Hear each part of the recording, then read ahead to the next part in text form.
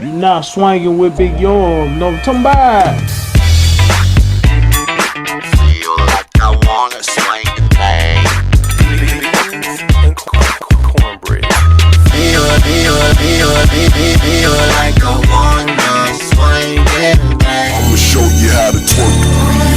I'ma show you how to twerk the wheel. Chrome on the feet, chrome pipes, chrome grill. Swing cock the wheel, hope my drink don't spill. All the hustlers out there getting it in the rain. Time to turn the music up and go swing. Live from the Dash, Swanging with Big Yorm podcast, episode 2 in the mix. Right back at it, man. That was a player intro I had created for the show. For now, you know what I'm talking about. You know what it is, man. We had such a great response from episode 1 that I had to bring back the man, the myth, the legend, my twin brother, ex-bigoted Box. Yeah.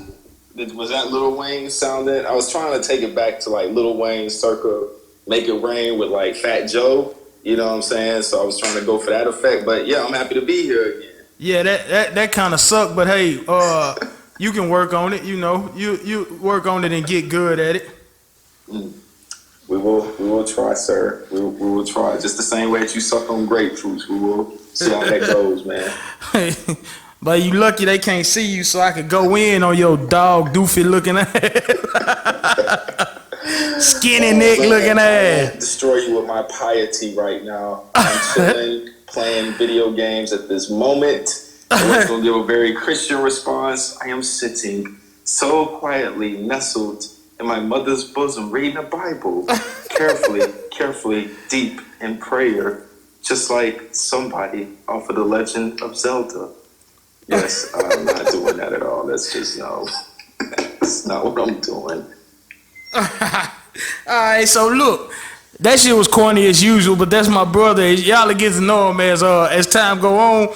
But man, we got a lot of ground to cover, man. You know, it's a lot of things to talk about, and what better person to talk about them than with your open-minded ass and your research. I think this cat the only boy that probably research more than I do, you know. But I think that's just in our nature, man. You know what I'm talking about? Most definitely. So what we got for tonight, man? What's on the menu? All right, so we gonna kick it off like this, man. I kind of wanted to touch bases on it since we was talking about the Free Meek documentary, episode 1. Centoya Brown, are you familiar with her? They just released her from prison after 15 years, man. For you know how jacked up the justice system is, man. They had that girl locked down 15 years because she killed the cat that was that was raping her and shit, man. You know, she was I guess she was a prostitute or something to that extent. I gotta look it up while we sitting here. But she ended up killing him because he was raping her and stuff, and she got sentenced and served 15 years. She was just released recently, man. Let me pull up them dates and stuff. What you think about that while I'm looking that up? Well, just the way that you explained it to me, let me give some context to this, because though I don't share your body mass, I do share your laziness from time to time. And you sent me the text message to look her up, and I just never got around to it, and I needed to. But just from the little that you just shared with me right now, man, so I actually went back and I started watching that Meek Mill, documentary, and it was captivating. Like it was really captivating, man. There was a detail in that documentary, and I cannot think of what it was, man. I think, man, it was in terms of how he was talking about like him, rapping, and he got his feelings hurt, man, because he went up against a cat that was like sharper than him in vocabulary and all that other stuff. Anyway, that's just some things that stood out to me in the documentary, man. But this lady sharing it, it's kind of Meek Mill's like plight, basically I'm feeling like, if Meek can definitely get out of it, she can have that same sort of hope. So that's really it. What else you got for me in terms of this soul situation right now? Right quick, while we speaking on Meek real quick, it's funny that you mentioned him because today he's officially done with jail for good. He pled guilty. Woo! He pled guilty to a misdemeanor gun charge, and he's officially done. They got rid of that one judge, brought in another one. They saw how stupid it was. It's over now. Good looking for that cat. I hope he got his mind right. So I don't think nothing else gonna happen, you know what I'm talking about, but that's good shit, you know what I'm talking about. But back to Centoya Brown, okay. So as I'm looking, Centoya Brown was convicted in 2006 for murdering the dude was a real estate agent. That's how them pervs come though, man. Them pervs be everyday people, man. You know what I'm saying? The crazy thing is though, she was 14 years old at the time. 14, dog. She murdered the man. He was raping her. You know what I'm saying? Everything. And she got sentenced. You know what I'm saying? That shit crazy, man. The system wants you, this what's fucked up. The system wants you to have remorse when you commit a crime. You know what I'm talking about? Like if you really did that, like say Minji, you go rob a bank and you kill 3 innocent people, the court wants you to have remorse for that. Or you know they gonna throw the book at you regardless. But if you don't show no remorse, they really gonna hate you. But the courts don't show no remorse for shit like this, man. This girl was a 14-year-old girl that killed a nigga that was trying to rape her or whatever he was doing. The man was 43. This is actually a real Me Too situation. You know, this is a legitimate Me Too, like. This is what really happens, you know. But I think with the whole Me Too, man, there's still an underlying racial undercurrents where I think there's a little bit of white supremacy that still goes on in there with white women, where they just because if this was possibly like a Caucasian woman, you know what I'm saying, like this probably would have been a whole different story. She would have been hailed as a hero. But wait, hold on. I don't know if I can even say that, to be honest with you, because I don't, man, you know, there's been this whole, like, this litany of, like, Caucasian women who are teachers. You know, I come from the public education teaching realm who just, you know, are getting caught having sex with these underage boys, and they're, you know, they're getting the books thrown at them, but the books that they're getting thrown at are, like, little 3-chapter books, you know what I'm saying? Facts. The time that they're actually serving it Big is facts. short, you know what I'm saying? So, with this lady here, she got a whole, like, you know, a whole novel, a whole 100,000 word novel thrown at her, and you know it's a blessing that she got freed early. So that's just good stuff, man. Yeah, well, not freed early, but did she get freed early? Well, she served 15 years. You know. Okay. So yeah. Shit, she 31 now. You know what I'm talking about? Man. So shit, it's not right. You know what I'm saying? It's just not right. Like 43-year-old, 14-year-old, she managed to kill a guy. And you serving all this time, you know, like, and then, you know, she didn't even get the opportunity at juvenile life or none of that. Like, she went straight into adult prison for that.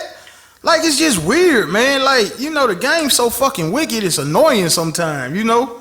I know you're mainly, you know, you're passionate about just the, like, African American injustices, you know, and this actual whole situation should be really celebrated as a woman who overcame, that was really trying to block a sick, twisted guy that was trying to force himself upon her. You know, this is a real Me Too situation where that hashtag is, of course, just getting abused just so, you know, a lot of women could just get what they want.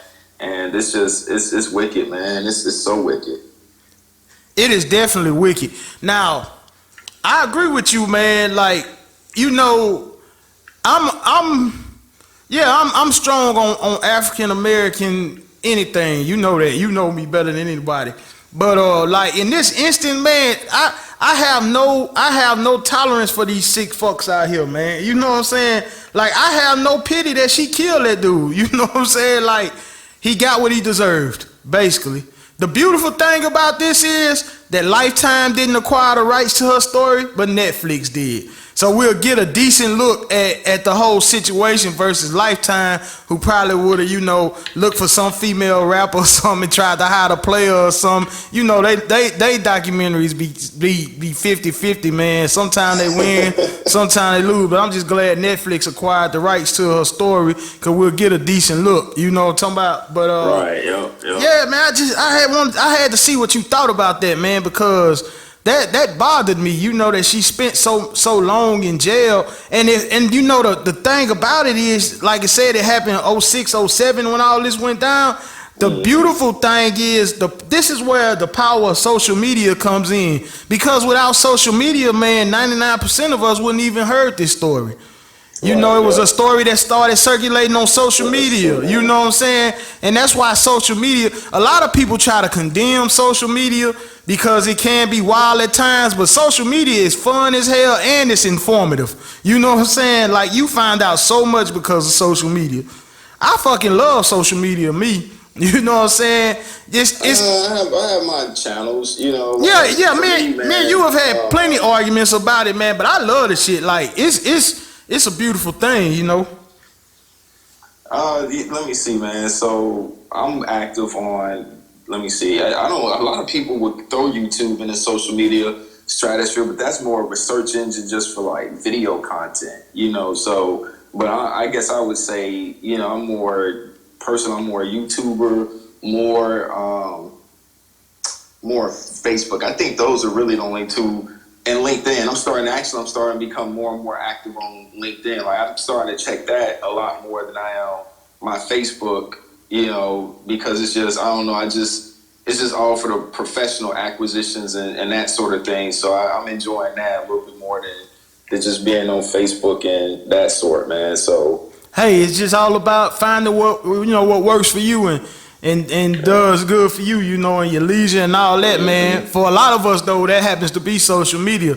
See, me, I'm learning to master social media. You know, even when me and you be talking, and I be telling you some shit that I got going on, or then you be like, damn, I ain't even think about that or pay attention through social media. You know what I'm saying? Because sometimes you have. I agree with that.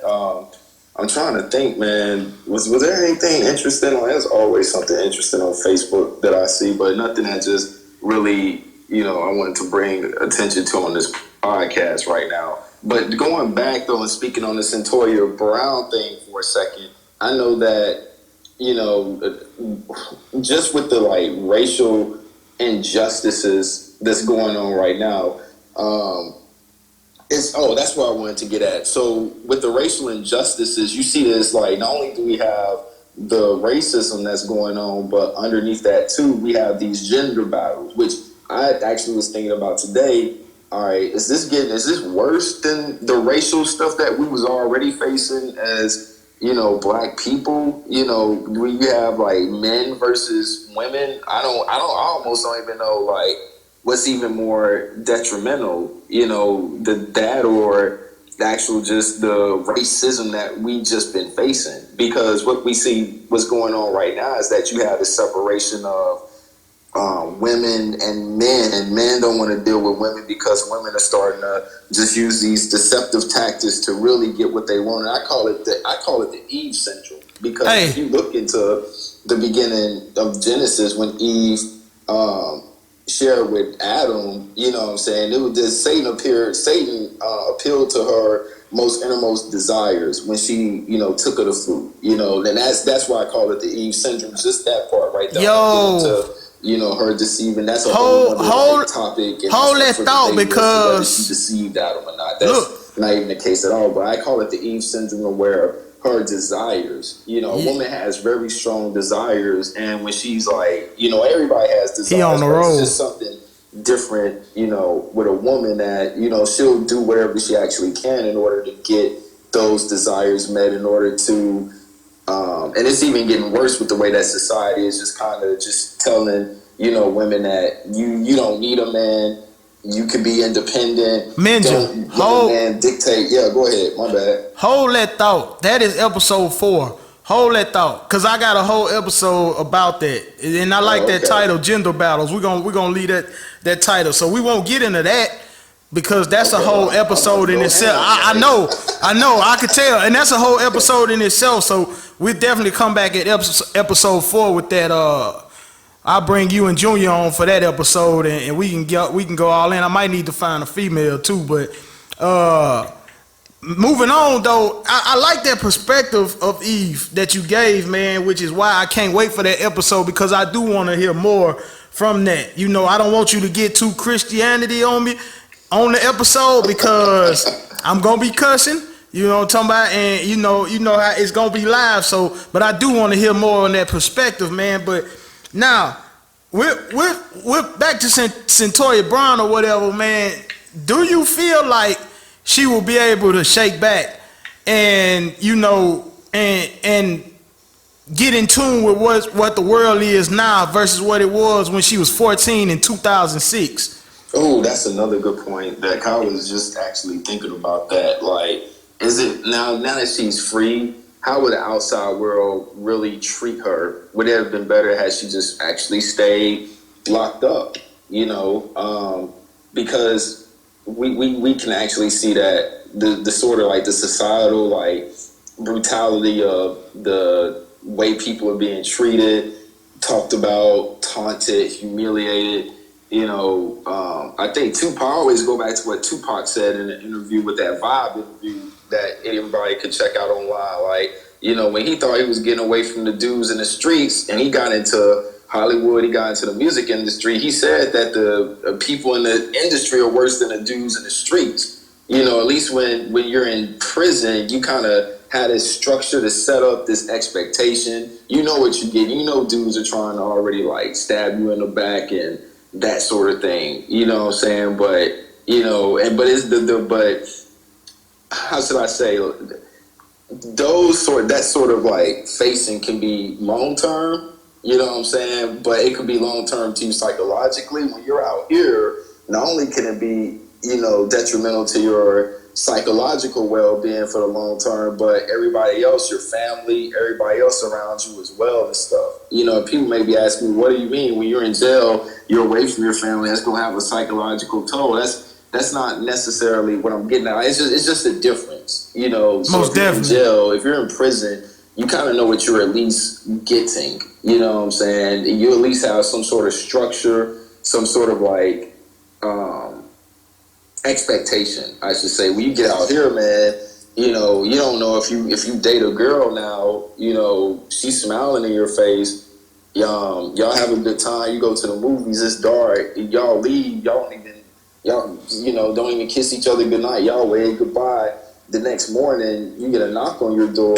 Boom, boom, boom, boom, boom. Like, police open up. Like, you improperly fondled a girl when y'all went to the movies. She said that you touched her in the dark when she didn't ask you to. It gets that's what I'm talking about. Like, that seems like such a small thing, but you just don't know what you're getting from people out here. And while you got all these people proclaiming, all these SJ warriors proclaiming that they for you, they really not. Are they really gonna give this woman the support that she needs? I don't know. Only time will tell, but we'll see. Right. I can agree to that. Well, I pray for the best for her. Hope everything works out, man. I think I was looking up some facts about her situation. It appears she got engaged while she was in jail. And I don't know if she's married yet or they're going to follow through or whatever. I haven't really researched it. But from the sounds of it, man, it may work, man. She should get back on track, man. So... But moving right along, man, continuing to speak on what we see on social media and everything, man. What's becoming a trend that I love right now, and I hope, and it's one of the few trends that I want to stay trending forever, is black mental health. Okay, speak on that. Now, if you notice, man, in my recent, I make a few posts here and there about, mental health, and it's so my saying, my saying that I trademarked is it's okay to say I'm not okay. Right. And I'm starting to see more and more posts from people, and I have people that inbox me and stuff for encouragement and stuff. I just try to give them words on how I will handle things and stuff like that, man. We are dealing with more stuff than ever now, and I feel like it's things that's catching up with us that we've been had to deal with, but we kind of plastered it away because of the era and the generation we grew up in. It was like before social media and things of that nature. It was like it was more so quote unquote a fun time for us. So it was things that was going on around us and stuff that we kind of put on the back burner. And now that we all up in age and we getting settled in our lifestyles and livelihoods and things of that nature, those things are catching up and even hunting some of us. As like for me, me and you talking stuff, what I'm dealing with and stuff, my personal battles and things like that. So why do you think that? What is your opinion? I just gave you a kind of overview of what I think. What is your opinion or your view on why you think that us as black people don't take mental health serious like we should? I think it's because of pride. A lot of it has to do with pride. The whole fear of being able to say, like, I'm not really okay and being talked about. I think that even though it's becoming more and more open and people are being more open-minded about it, I listen to Joe Budden podcast a lot. I've been following Joe Budden since '08. I just kind of knew he was going to be like facts. The next one up. Joe Budden is his man. Charisma. But anyway, that's besides the point. He's always talking about like mental health and that being like, a serious thing and stuff, But I really just think that it's because people aren't going to. I think we're really close to the test in terms of how we feel and letting people in on that. That's just the bottom line to it, man.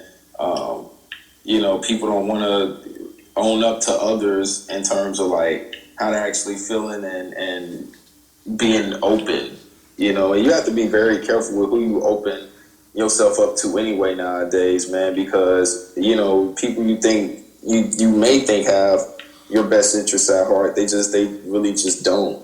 They really just don't. So you just have to be careful, man. Listen, that's one of the things, that's one of the main pieces of advice I give people, like opening up, because you'll have your friends and stuff when they find out you're going through something. Why you didn't tell me? I could have told you, but you're not going to give me the help that I need, or the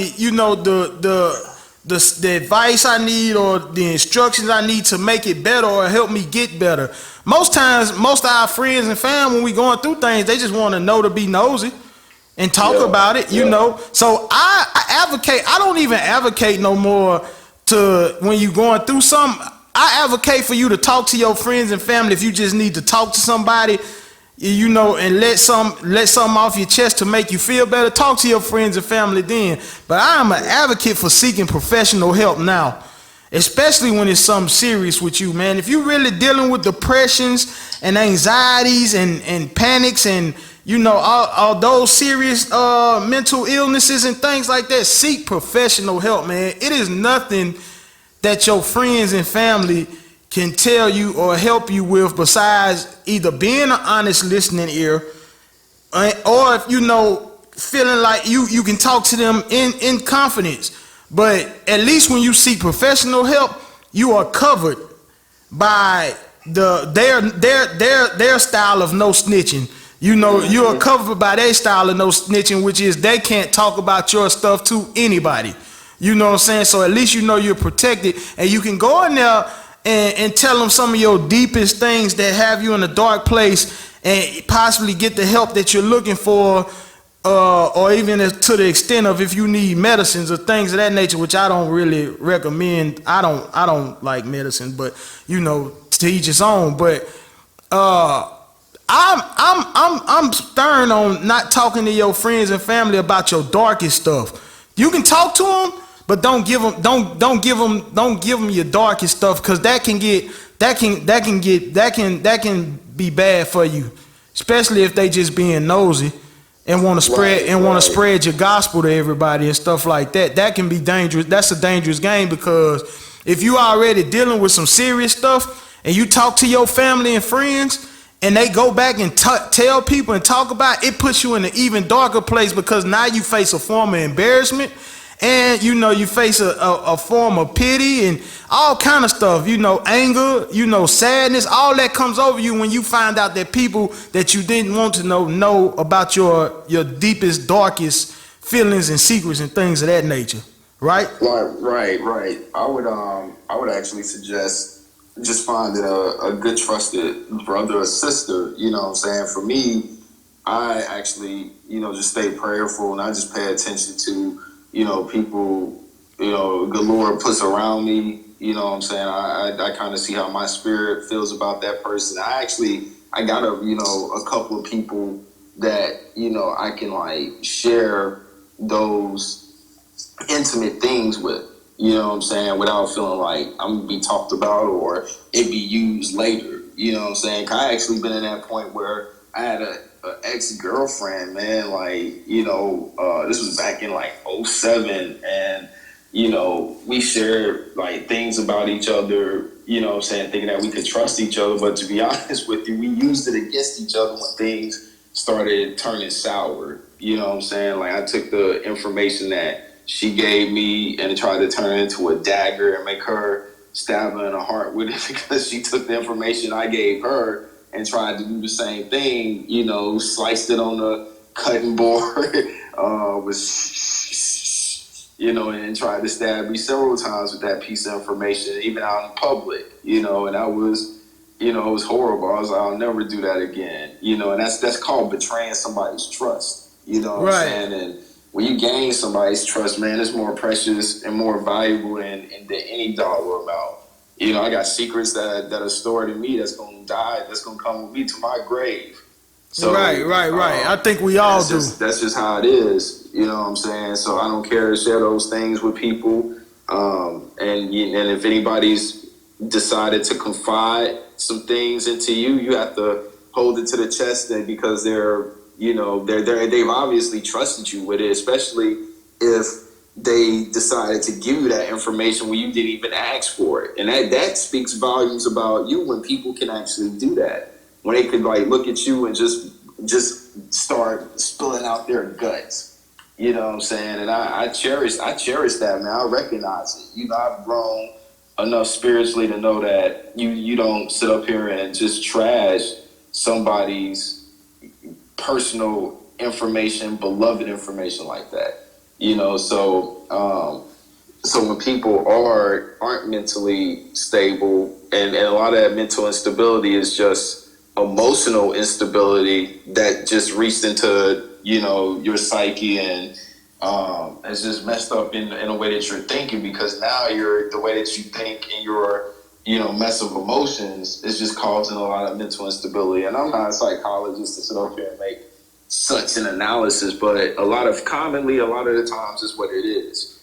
But for serious psychiatric help, then yeah, you should seek therapy. Dude, Charlemagne the God is always talking about, he goes to therapy every single day, man. Like, if we can afford it, we need to like seek therapy and seek that sort of help. You know what I'm saying? I thought myself sometimes often to just go ahead and get,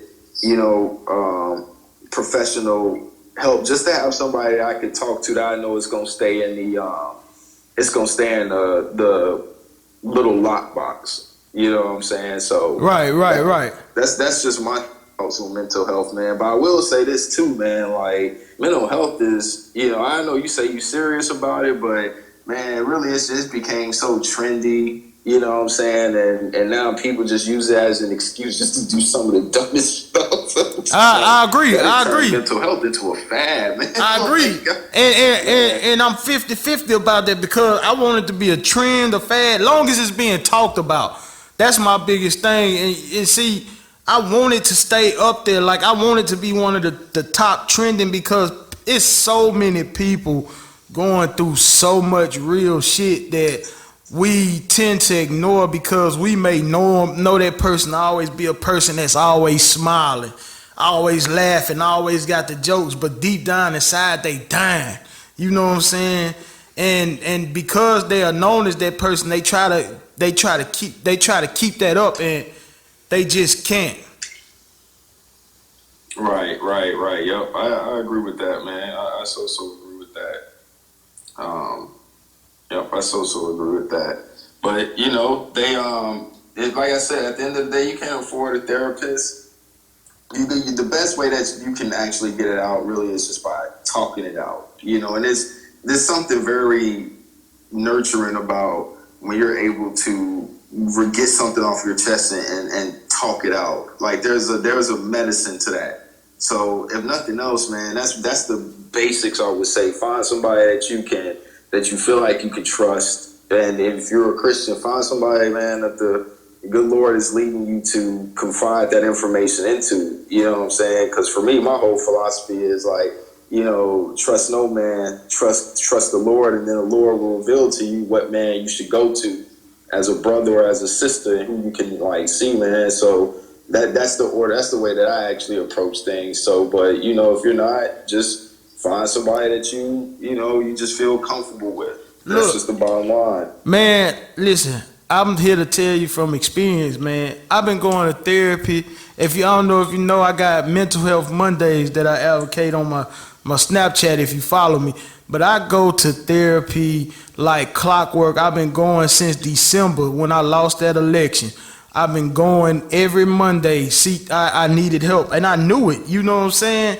It was like, I knew it, and me and you have discussed some of the issues that I talk about in therapy, but you know, just to go in there with that comfort of knowing that I've been going, I haven't talked to, it's only a handful of y'all that I've talked to, and you know who you are, so I won't have to say no names, but I just going and no, I haven't heard none of what I've talked about with the people that I've entrusted nowhere, you know, and I don't know if you remember, man, I remember when you came down. It wasn't for our birthday this year. I think it was Thanksgiving last year. Did you come? It was one of those times. I can't remember. I can't remember which visit it was. But me and you, we rode around and we just talked. We hadn't talked in like this in a long time. And you told me some stuff, and I told you some stuff, and we were just both like, "Wow, man, who would ever known that I was thinking the way I was thinking, or you was thinking the way that you was thinking." But what was crazy was we was thinking on the same level. That's what was scary. I don't know if you remember that. Man, I think I do recall that conversation we had, man. But the time that we had it, I guess, doesn't really matter. I guess that's the fact that we just had it. Most definitely. I do remember us having a conversation, you know, to that degree. And it was just like, it was a wow factor to it because, you know, you even said it yourself when I told you the stuff that I was dealing with. You was like, I can't believe that you would be going through something like that because you the happy-go-lucky guy. And then I told you that I can't believe that you had the thoughts that you had or was going through what you was going through because of your faith. You know what I'm saying? And it was like, it was just a wow factor in that conversation. But the beauty of it was we were able to have it like you said. A lot of people ain't getting them opportunities to get that stuff off their chest. And it's sad to say, man, a lot of cats is walking ticking time bombs. You know what I'm saying? Is walking ticking time bombs because, you know, they showing signs, they asking silently for help. People are ignoring it. You know, that's why I made a post about this one day, and it got quite a few shares, man. Mainly from the women, but I guess that's like you say, it was more towards our men because they the ones you hear saying it more. But it was a few men that shared it. But it like you say, man, I guess you could sense that pride thing with them. They probably looking at me tripping like, oh hell, here you go talking about mental health and shit like that. But I made a post about, you know, telling people to when they do try to talk to you, or they telling you, or you can sense something wrong with you and you ask them what's wrong, and they tell you, and your rebuttals and shit is you say shit like man up, or you know what I'm saying, you suck it up, you know, shit like that, man. Don't nobody want to hear that shit when they going through some real shit. You know what I'm saying? Don't nobody want to hear that. If I come to you and I tell you that I'm depressed because of such and such, such and such, such and such, and you tell me to suck it up, 9 times out of 10, I'm gonna tell you to suck my dick. You know what I'm saying? And I gotta say it like that because I get upset thinking about it the more that I study mental health and everything, and the seriousness of it, and the videos that I watch and stuff. There's no room for shit like that, man. You know what I'm saying? Like, it's just not. It's no room for it. And it's like, I had a guy, one of my partners on there, he commented about it on it, you know, and he was like, you know, his mom used to tell him man up because, you know, she was getting him ready for the world, and I understand it from that aspect. So it's definitely not talked about there because it is some situations where a man needs to man up, but their mental health is definitely not one of them. Yeah, no, it's not, man. And we do still give that same sort of like response, you know, suck it up and think that we should just like hide it. But men are, emotional beings just as much as women are. You know what I'm saying? I mean, and saying that we have emotions too. Our emotions are no different. We're just told that we should be able to manage our emotions a little bit differently, if not better than a lot of women. You know what I'm saying? But yeah, more men are being open to just, wearing their emotions on their sleeves and allowing women to see them, allowing just people to just see them vulnerable, just so they'll know that they like, look, I'm doing this because I need that help right now. So that's the most important thing. It's definitely the most important thing. So to my listeners and the people that's tuned in, man, if you need some help, man, seek help and talk to the right people. Get your mental in line, man. There's nothing more important in this world than your peace of mind. Get your mental in order, man. And I'm here. If you need to talk to me, talk to me. You don't even have to tell me what you're going through and your problem. I will give you those words of encouragement to help you get to where you need to be. I'll even give you some plugs and plug in to some people that you can talk to and get the help, man. So if you're listening, man, let's get our mental health together, people. And that's coming from the heart right there. Like I seriously mental health has become so serious to me. Like I find myself getting emotional sometimes when I think about what people are going through and stuff. Cause see, I used to have a little pride thing that my brother talking about and stuff. But when it come to crying and shit and letting it out now, nigga, I'm a step. You know what I'm talking about? I'm gonna cry.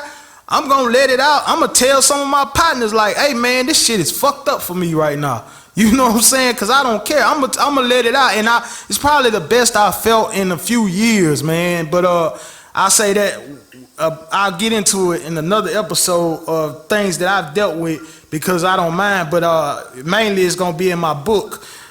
Being Fat Ain't Easy, but I've done it well. Dropping December 14th. I had to plug that in real quick. So Xbox. Look here now.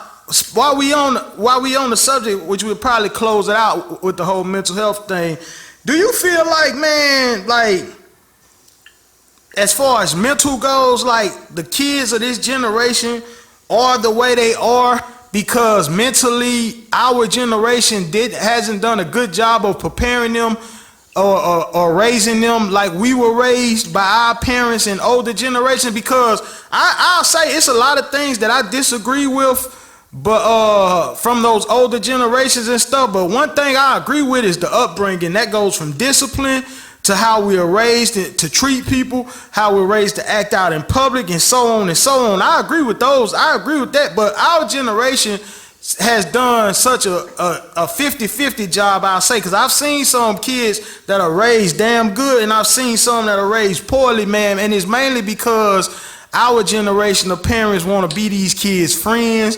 They don't want to whoop them. They making this big ass issue about whooping kids and shit, like the shit is you wrong. It's a difference. Like they be trying to say it's physical abuse and it works on their mental and shit. It does. If you actually abusing a kid, it's a difference. You can whoop a kid and not be abusing them.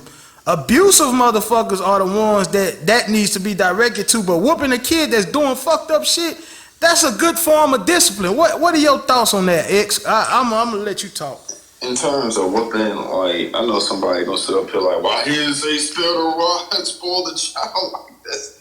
That scripture has actually nothing to do with whoopings per se. You know what I'm saying? And in terms of like when it comes to whooping your kid, I guess the safest thing, so I'm not incriminating anybody, is to like each his own.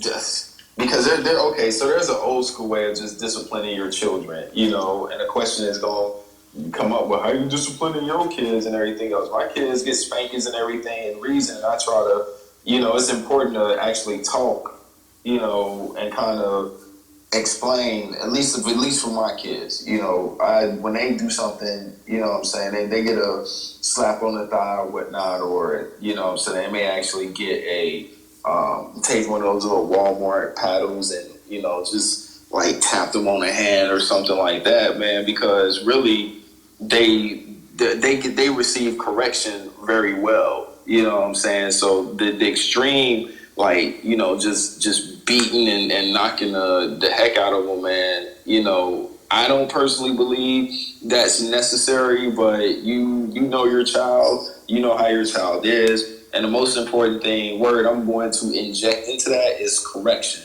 You know, how well does your kids take correction? If you're just whooping them and you're not following up with any teaching, any sort of standard setting, so they can follow that standard and they know what the expectation is going to be, so that the next time they won't actually do it, you're gonna still have these same behaviors persist even when you do whoop them. You know what I'm saying? So I'm not gonna give an answer to a one size fits all approach. And I know the audience will probably be salivating to just probably hear how I actually spank. But really, you know what I'm saying? And then I gave them somewhat of an answer. But the biggest thing is correction. You know what I'm saying? Like, how well do your kids take correction? How long does it take for them to get that behavior corrected? You know, and if you just have children that are just like super hard headed or whatnot, you may have to take certain physical measures in order to get them to actually see that, oh, this isn't cool. You know what I'm saying? This ain't cool at all. And actually, you know what? Sometimes what's worse is just letting the kids just be bored. You know, just like taking everything away from them. Let them like be in a wall, like nothing. Like it dry. That's worse than even getting physically touched. You know what I'm saying? Like, and it would be simple. You know what I'm saying? Like when I was teaching technology, you know, I would just take away the technology, and it's just because there's this zombification that occurs with the technology. They go crazy. Take away their cell phone, man. You'll see a whole different actually like behavior come out. You know what I'm saying? And some kids will just probably need to follow that up when you do take technology away from them because you're trying to get their behavior corrected. They'll probably follow up with some sort of wrath, but you can knock that out into next week too. Or, you know, just whatever you just need to do. Correction is going to be the word of the day, kids. Listen to Uncle Deshaun. Today's word is correction. So measure how, you know, long it takes your kids to actually get corrected on the behavior. That's really going to be my advice and insight on that. That sound good, man. Like I say, man, I'm so 50-50 about a lot of stuff, and this social media got me like this because I see people that are our age that are totally against whoopings and discipline, man. Like that, I feel like that they really feel like that just talk to them. You know what I'm saying? Like that does the job, man. And if you got a kid, man, that's out here stealing, bullying, disrespectful to adults and all kind of shit, do you really just believe that just talking is gonna fix them? It's gonna help them? I'm not even saying that whooping them is gonna help them, but man, a good ass whooping, man, sometimes, man, that's all a kid need, man, to get right, you know. Yep, some of them, you know what I'm saying. But if you got a kid who's just constantly just being abused, you know what I'm saying, and they're just used to that's not abuses, and like whoopings aren't gonna really work because you guys do have parents that just take it too far. They're just mindlessly whooping the kid, and there's no correction. There's no show of like love or measure, you know, correction in terms of like why they're following up this whooping, if that makes sense. Right. It's just like experiencing like violence in the house. Like if they get with somebody else and they're just getting whooped, then no, that's not really gonna be conducive. Right. I agree. Like it's some now even for parents mentally, you know, it got to the point that their kid then got out of control, and all they did do was whoop them, you know, for every little thing that mentally that's they first resort, and then like you say, they don't get nothing solved because you just whooping them with anger. You ain't even whooping them with love to teach. You know, why are you whooping? Why is this a whooping occurring? You know, this is what you don't need to do. I'm whooping you. I don't want to whoop you, but I have to in order, you know, to hopefully that you understand that what you did was wrong. A lot of parents not doing that when they whoop their kid. A lot of them just getting mad and whooping them. You know, and that's kind of when it turns into abuse. You know what I'm saying? Especially for the kids' mental. If the kid is every time they do something, they get an ass whooping. It's like, damn, I can't. You know, I just all I did was get a Capri Sun out the icebox, and I wasn't supposed to. You whooped me for that? You know what I'm saying? Like mentally, that could fuck a kid up. But you know, I'm 50-50, man. I just feel like our generation is on the line of doing poorly and raising the next generation because they trying so hard not to do what our parents and our grandparents and great grandparents did to us. You know, right? I mean, if you're living just to avoid that, like I'm gonna be opposite. You know, and then granted, you know, in some ways, most people are motivated by that because they just wasn't a fan of that parenting style. I'm gonna do better than my like mom and dad did. Like, and that's, you know, for the most part, that's commendable. You know, but if that's your whole like, you know, you're just the way your parent is because you just want to show up your parents and just do opposite. You know, and there's no real purpose behind it. That's the real driver. Then I don't know if I can get behind that either. You know what I'm saying? But each his own. You know, no matter how. Because me actually being a parent, you know what I'm saying, no matter how bad somebody's like parenting style I think it is, I would never, unless it's just abuse on a kid, I'll never intervene or laugh at a parent watching a mom struggle with their kids in public, man, or whatever the case may be. And single people actually, you know, and I'm not talking about you or whatnot, but single people actually have it worse to where they'll stick their nose in somebody's parenting efforts, you know what I'm saying, with the whole like, how dare you, you know, like you don't even have kids, you don't have children, and you just gonna like just sit up here and poke your nose, and then when you volunteered yourself in this situation and you saying like, oh, I can't handle this, then you just, you know, you leave that child, you know, often worse off than what they was before with the unruly parent, you know what I'm saying? When you taking upon yourself to think that, oh, I can parent better than you know, this person that's actually parenting a kid. You know what I'm saying? We don't really know that kid's, you know, personality type. We don't know where he's getting these genetics from. None of that. You know what I'm saying? Like people all the time sit up here and talk about they'll, you know, oh, I just won't just have Diana for a day. Like, okay, all right. Don't let her like cute little like looks like fool you or anything like that. You know what I'm saying? People just be talking. You know what I'm saying? They don't know what they like actually talking about. They just be like getting caught up in. You know what I'm saying? Just be getting caught up, but most definitely true. Man, just won't make any comments on anybody's parenting style because I know what that's like. So. Yeah. And we gonna move on from that. I just wanted to get a little overview what you may have thought of that. You know, that's just something I always think about, just from, you know, my viewing, my observations on social media and things of that nature. So man, we're gonna wrap it up with this topic right here because this has become a hot topic on social media too, man. Your thoughts on when people find out about death on Facebook before, you know, they found out from their own family member. Let's just say Minja, one of our close loved ones passes, and I don't call you and tell you about it, or me or you don't know, but we get on Facebook and somebody then said RP such and such, and we like, what the fuck?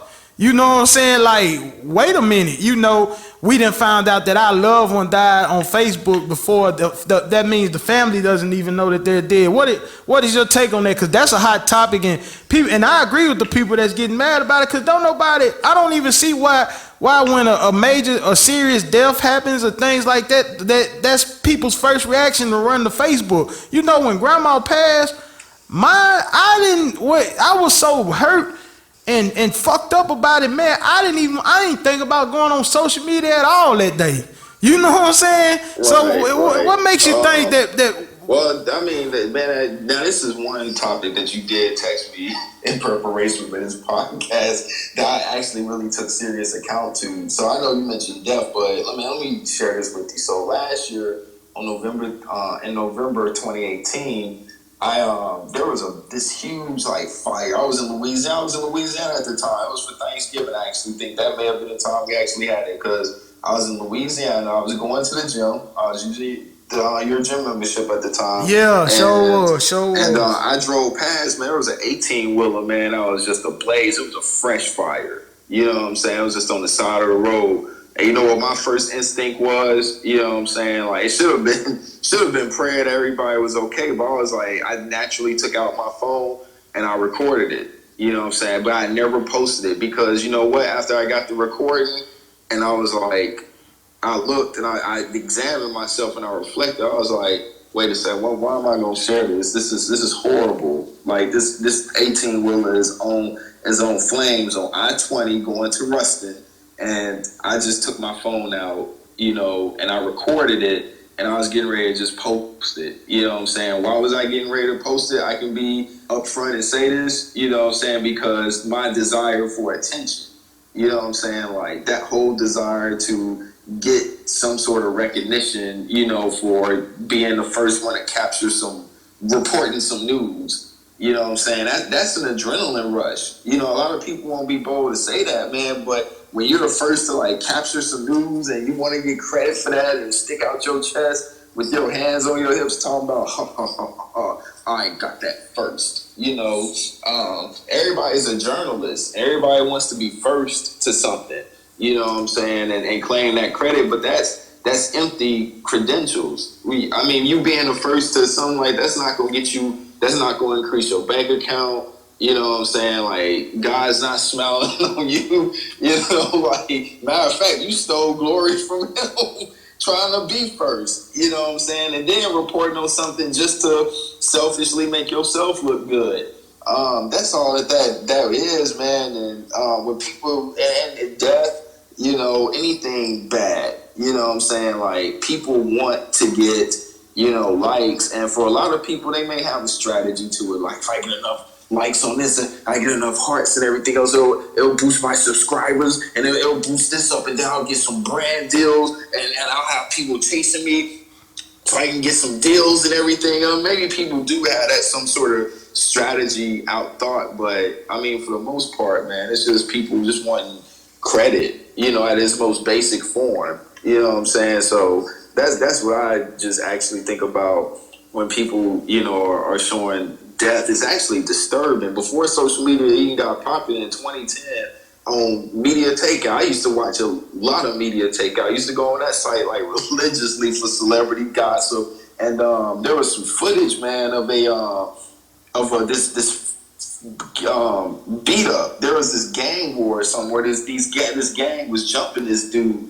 and they brutally beat him on that video and they kicked him in his head. His head was dribbling. He wasn't showing any signs of life. Boy, that was the most disturbing thing. That bothered my spirit to its core, man. And then there was some more footage that a student showed me 2 years ago in 2017, I believe. Yeah, he showed it to me in 2017. That there was this Hispanic woman, and it was by the Mexican cartel, and they chopped off this woman's like head. They was just showing. Oh, I know what you're talking about. Brutally chopping her head off, like cutting it. You know what I'm saying? Until she lost her life, and that's another thing that just left my whole spirit like disturbed, man. So it's just I don't know, man. I don't even know like when people just post the whole death on the on social media. It's not.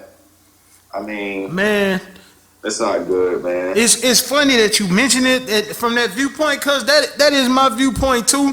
Me being a media specialist and going to school for public relations and broadcasting and all that, that is the shit that we taught. You want to be the first.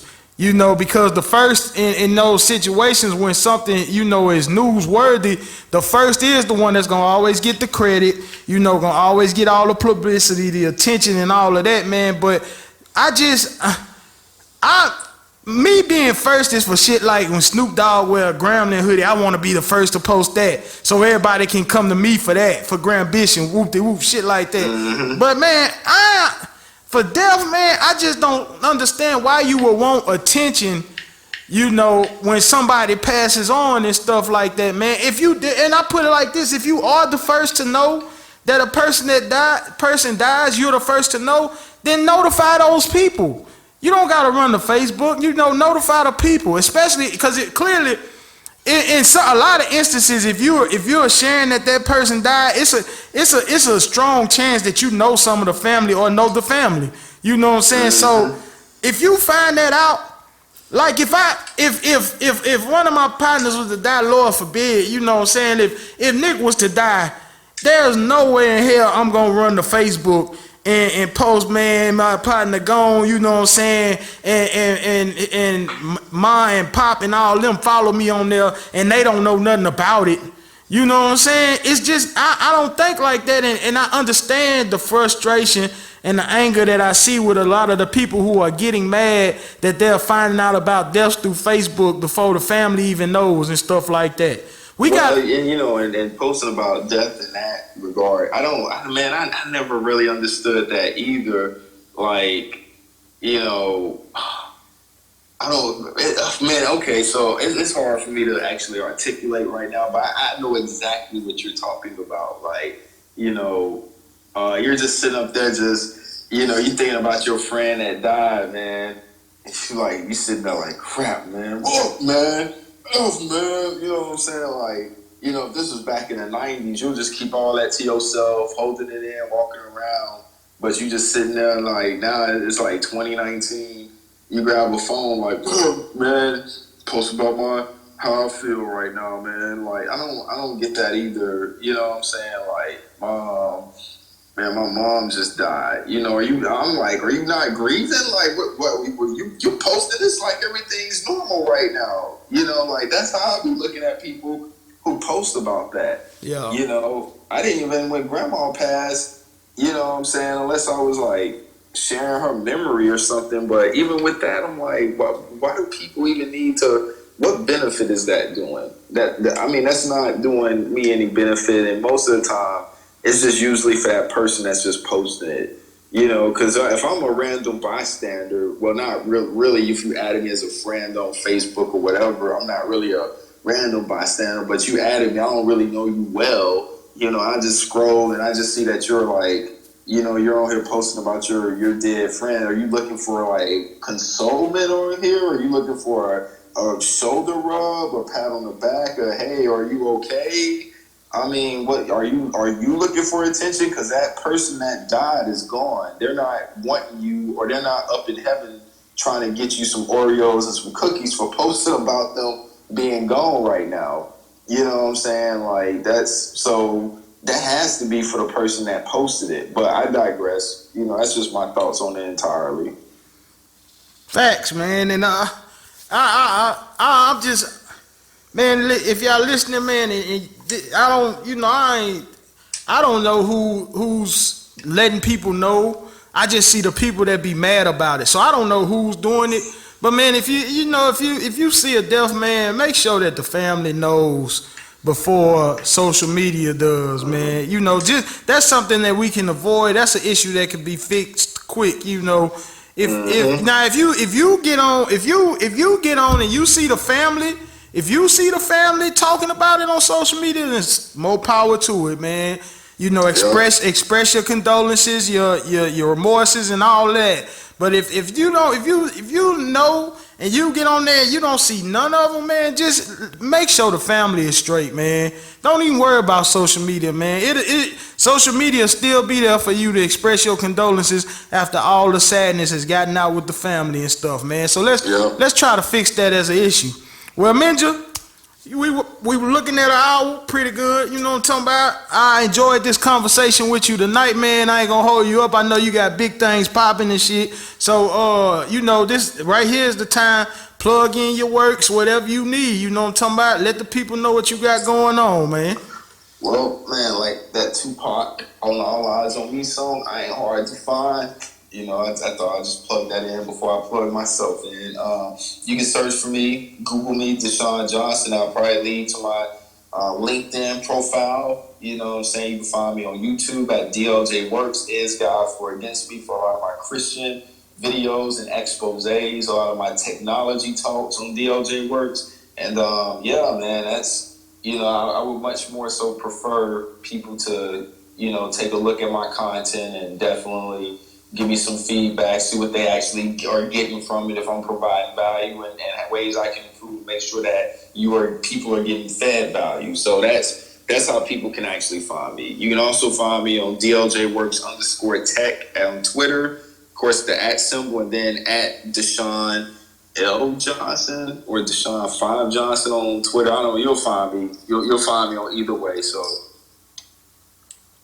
All right, well, there it is, people, man. My brother, he does websites, he does logos. I already told y'all when me and him get together, it's a dangerous thing. But here it is now. We taking over the podcast game, and God damn it, it's going down, man. Well, Xbox, I'm gonna let you go. I'm gonna say a few things after you hang up and stuff, but man, you take it easy, man, and I'll be looking forward to you in a few episodes from now, man, when me, you, and Junior invade the airwaves. All right, man. Well, I'm looking forward to that, man. We wake him up, get him on here. It's gonna be a good episode. Definitely gonna be a classic. They don't know why I'm laughing, but he'll get it when he hears it. So definitely, man. Well, man, you take it easy, man. Kiss the kids for me. Tell all of them I love them, and I'll talk to you soon. All right, love you, bro. I'll talk to you in a little bit, man. All right, love you too. All right, yeah. All right. So there it is, man. That was a good one, man. Appreciate y'all tuning in, man. You know how to find me, man. Go to Facebook. Follow Swanging with Big Young page. You know what I'm talking about. Follow my photography page and videography at Big Young Visuals on Facebook. On IG is Big_Young. On Twitter is Big_Young. Yeah, my Snapchat is for my pleasure, so only a handful will get that one. You know what I'm talking about. But y'all take it easy, man, and I'll see y'all in episode 3, man. And I'm out. Swanging with Big Young, baby. It's going down.